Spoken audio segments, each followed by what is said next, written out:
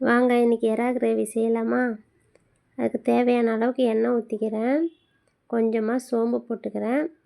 சோம்பு பொரிஞ்சதும் 2 பெரிய வெங்காயம் எடுத்து கட் பண்ணி வச்சுருந்தேன், அதையும் அது கூடவே சேர்த்துக்கிறேன்.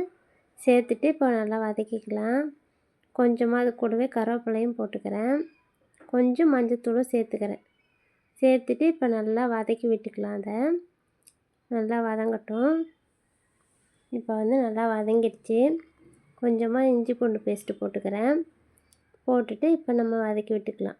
பச்சை வாசனையெல்லாம் போகிற அளவுக்கு நம்ம நல்லா வதக்கிக்கலாம். நான் 2 பெரிய தக்காளி எடுத்து கட் பண்ணி வச்சுருந்தேன், அதையும் அது கூடவே சேர்த்துக்கிறேன். சேர்த்துட்டு தக்காளி நல்லா மசிகிற மாதிரி நம்ம நல்லா கலந்து விட்டு வச்சுக்கலாம். இப்போ அதுக்கு கொஞ்சம் உப்பு சேர்த்துக்கிறேன். உப்பு சேர்த்துட்டு நல்லா வதக்கி விட்டுக்கலாம். நல்லா குழைவாக வதங்கிடும். இப்போ நம்ம எறாவை சேர்த்துக்கலாம். இப்போ எறாவை சேர்த்துட்டு 1 கிலோ எறா எடுத்து மஞ்சத்தூள் போட்டு க்ளீன் பண்ணி வச்சுருந்தேன், அதையும் அது கூடவே சேர்த்துட்டு நம்ம இப்போ நல்லா மிக்ஸ் பண்ணி விட்டுக்கலாம். இப்போ நல்லா மிக்ஸ் பண்ணி விட்டுட்டு கொஞ்ச நேரம் அப்படியே வைப்போம். அதிலேருந்து தண்ணி எல்லாம் கொஞ்சம் வெளியில் வரும். அது வரைக்கும் நம்ம அப்படியே வச்சுக்கலாம். இப்போ தண்ணியெல்லாம் கொஞ்சம் வந்துடுச்சு. இப்போ நம்ம மிளகாத்தூள் சேர்த்துக்கலாம். நான் வீட்டில் அரைச்ச குழம்பு மிளகாத்தூளும் தனி மிளகாத்தூளும் தான் சேர்த்துருக்கேன். நமக்கு காரம் எவ்வளோ தேவையோ அந்த அளவுக்கு சேர்த்துக்கலாம். இப்போ நல்லா மிக்ஸ் பண்ணி விட்டுட்டேன். கொஞ்ச நேரம் அப்படியே வச்சிடலாம்.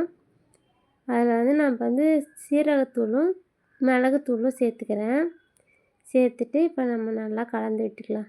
கலந்து விட்டுட்டு நல்லா பச்சை வாசனையெல்லாம் போகிற அளவுக்கு கொஞ்ச நேரம் நம்ம அப்படியே வச்சிடலாம். வச்சுட்டு இப்போ நம்ம நல்லா கலந்து விட்டுக்கலாம். இப்போ நல்லா கலந்து விட்டுட்டேன். பச்சை வாசனையெல்லாம் போயிடுச்சு. இப்போ கொஞ்சமாக தண்ணி சேர்த்துட்டு கலந்து விட்டுக்கிறேன். கலந்து விட்டுட்டு இன்னும் கொஞ்சம் தண்ணி சேர்த்துக்கலாம். இப்போ கலந்து விட்டுக்கிறேன். அது கூடவே இன்னும் கொஞ்சம் தண்ணியும் சேர்த்துக்கிறேன். சேர்த்துட்டு இப்போ நம்ம நல்லா கலந்து விட்டுட்டு இப்போ கொதிக்க வச்சுக்கலாம். நல்லா மூடி போட்டு கொதிக்க வச்சுக்கலாம். இப்போ மூடி வச்சுட்டு இப்போ நல்லா கொதிச்சிடுச்சு.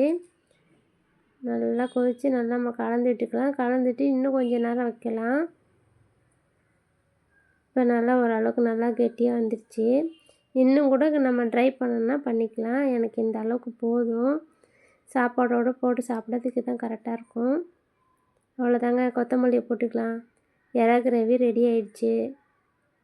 சாப்பிட வேண்டியதான். இந்த மாதிரி ஒரு தடவை செஞ்சு பாருங்கள். செஞ்சு பார்த்துட்டு எப்படி இருக்குன்னு சொல்லுங்கள். வீடியோ பிடிச்சிருந்தா லைக் பண்ணுங்கள், கமெண்ட் பண்ணுங்கள். பாய்.